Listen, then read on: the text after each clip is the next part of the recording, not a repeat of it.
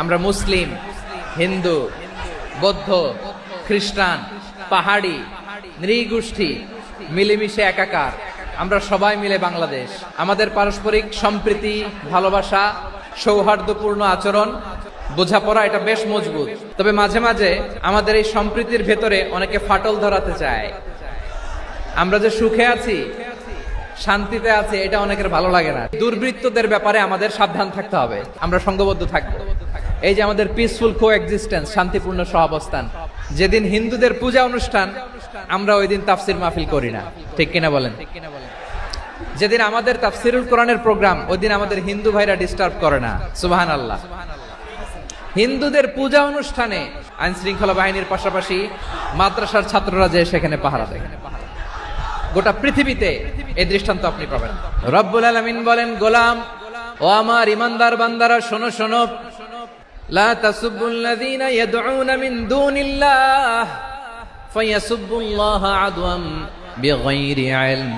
ও আমার বিশ্বাসী বান্দারা, যারা আল্লাহকে ব্যতি রেখে দেব দেবীর পূজা করে, তোমরা খবরদার তাদের গালি দিও না। যদি ওই দেবতাদেরকে গালি দাও, তাহলে ভুলবশত, শত্রুতাবশত তারা তোমাদের রব আল্লাহকে গালি দেবে, ঠিক কিনা? কোন ধর্মকে ছোট করা যাবে না। অন্য ধর্মকে ছোট করা মানে ইসলামকে ছোট করা।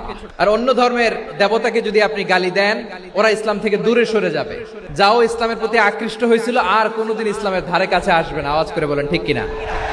এজন্য কখনো কোনোদিন অন্য ধর্মের দেবতাদেরকে গালি দেয়া যাবে না। অন্য ধর্মের কোন দেবতাদেরকে আমরা গালি দিব না। আমরা তো মুসলমান বসতে পারি না।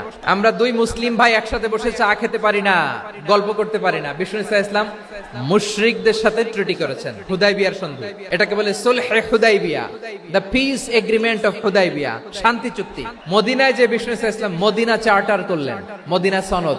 যে ওয়েস্টে, ইউরোপে, আমেরিকাতে তারা অনেক চার্টার করে, এই সব চার্টার মদিনা চার্টার থেকে কপি করা। আওয়াজ করে পড়েন সুবহানাল্লাহ।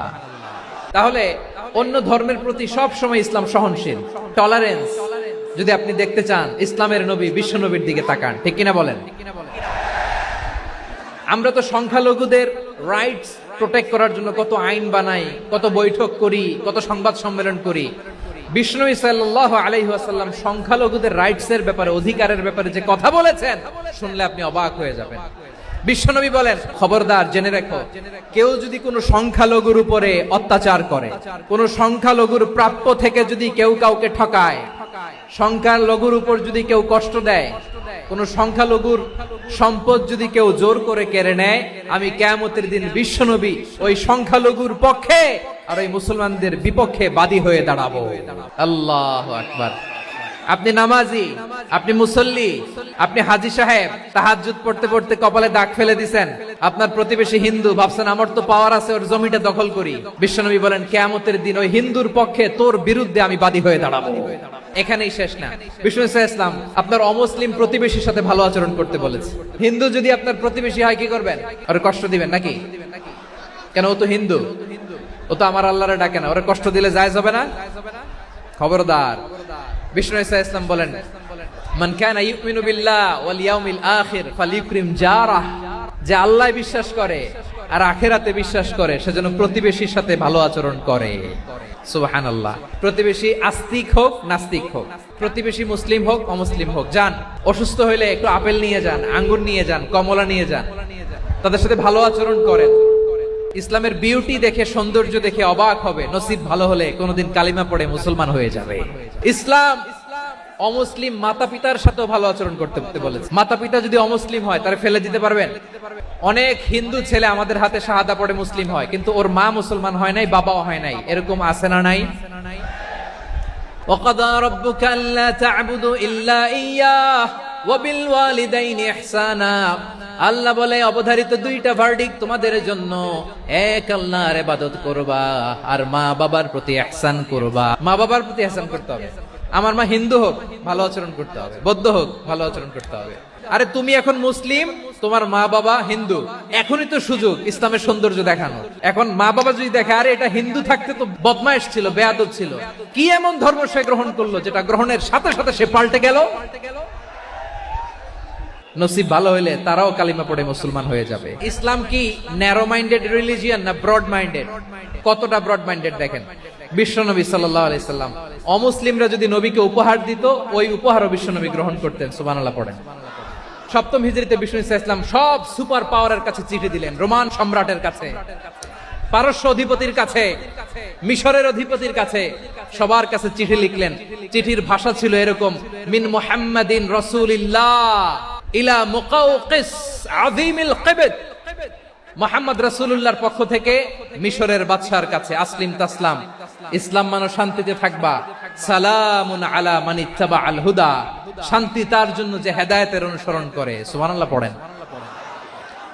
এই চিঠি অনেকে ভালোভাবে রিসিভ করেছে, অনেকে এই চিঠি পাওয়ার পরে নবীর কাছে আবার ইন রিটার্ন উপহার পাঠিয়েছে। তাহলে অমুসলিম কেউ যদি আপনাকে উপহার দেয়, হালাল উপহার হলে আপনি গ্রহণ করতে পারবেন।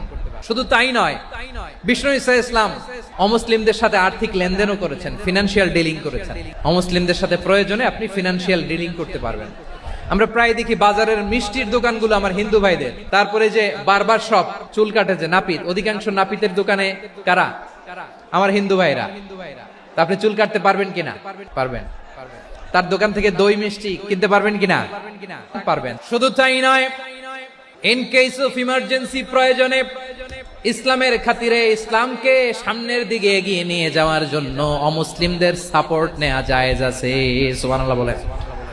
অমুসলিমদের সাপোর্ট নেয়া, তাদের থেকে অর্থ নেয়া, পলিটিক্যাল সাপোর্ট, পলিটিক্যাল অ্যাসাইলাম নেওয়া জায়েজ আছে। আমাদের অনেক বিশ্ববরেণ্য দায়ীরা আমেরিকায় অস্থায়ীভাবে অ্যাসাইলাম নিয়ে থাকে, নিজের দেশে গেলে ফাঁসিতে ঝুলাই দিবে। যুগ যুগ ধরে দায়ীদের উপর এরকম অত্যাচার আর নির্যাতন আছে না নাই? এটা যে জায়েজ আছে তার প্রমাণ স্বয়ং বিশ্বনবী সাল্লাল্লাহু আলাইহি ওয়াসাল্লাম পলিটিক্যাল সাপোর্ট নিয়েছিলেন অমুসলিমদের কাছ থেকে। বিশাল মরুপথ, পাহাড়ি পথ পাড়ি দিয়ে তায়েফের মরুজমিনে গেলেন কোরআনের দাওয়াত নিয়ে, ঈমানের দাওয়াত নিয়ে। কিন্তু তায়েফের লোকেরা বিশ্বনবীর দাওয়াতকে শুধু প্রত্যাখ্যান করেই থামে নাই, তারা বিশ্বনবীর সাথে অত্যন্ত খারাপ আচরণ করেছে। প্রিয় ভাইরা, তায়েফের ছেলেরা নবীকে রক্তাক্ত করলো। আমার নবী কই যাবে? কই যাবে? মক্কায় জায়গা নাই, তায়েফে জায়গা নাই। তায়েফ থেকে ভারাক্রান্ত মন নিয়ে আমার নবী মক্কায় ফিরে আসলেন। বিশ্বনবী মক্কায় ঢুকতে পারেন না। মক্কার মরুভূমির দিকে তাকিয়ে, উপত্যকার দিকে তাকিয়ে বিশ্বনবী ধা ধা করে কাঁদেন, ঝরঝর করে। নবীর চেহারা মোবারক থেকে চোখের পানিগুলো বেয়ে বেয়ে পড়ে। আমার জন্মস্থান, আমার শৈশব, কৈশোর, যৌবন কেটেছে এই মক্কায়, আমার এলাকায় আমি ঢুকতে পারি না। বিশ্বনবী মক্কার অনতি দূরে দাঁড়িয়ে জায়েদকে পাঠালেন, জায়েদ যাও, দেখো কেউ আমাকে সাপোর্ট করার মতো আছে কিনা, যাও অমুকের কাছে যাও। জায়েদ গেলেন, তারাও প্রত্যাখ্যান করে ফিরিয়ে দেয়। বিশ্বনবী বললেন যাও অমুক লোকের কাছে যাও, তিনিও প্রত্যাখ্যান করে ফিরিয়ে দিলেন। কেউ বিশ্বনবীকে আশ্রয় দিতে রাজি হয় না। নিজ জন্মভূমিতে বিতাড়িত বিশ্বনবী, সর্বশেষ বিশ্বনবী বললেন যাও মুতঈম ইবনে আদির ঘরে যাও। দেখেন, অনেক বিপদের সময়ও আমি নিজে সাক্ষী, সামাজিক ভাবে, রাজনৈতিক ভাবে কত ঝঞ্ঝা, কত ষড়যন্ত্র, কত কনস্পাইরেসি পাড়ি দিয়ে আমাদেরকে সামনে এগিয়ে যেতে হয়। এই শত্রুদের ভেতরেও একজনকে দাঁড় করিয়ে দেয় যে আল্লাহর কোরআনের জন্য রেডি হয়ে যায়। পড়েন সুবহানাল্লাহ। মুতঈম ইবনে আদি, আল্লাহ তার মনকে নরম করে দিলেন। মুতঈম বলে, মুহাম্মদ আমি তোমাকে আশ্রয় দিব। এই মুতঈম কি মুসলিম ছিল না মুশরিক? কিন্তু মুতঈম যে বিশ্বনবীর উপকার করছে এটা বিশ্বনবী ভুলে নাই। আমাদের অনেকে আছে উপকার করার পরে আর খেয়াল থাকে না। এজন্য অমুসলিম হইলেই তারা আমাদের শত্রু নয়। আমাদের পুঁজি ভালোবাসা। এই ব্রড মাইন্ডেড হৃদয় নিয়ে, ভালোবাসা দিয়ে আমরা বিশ্ব জয় করতে চাই। রাজি আছেন?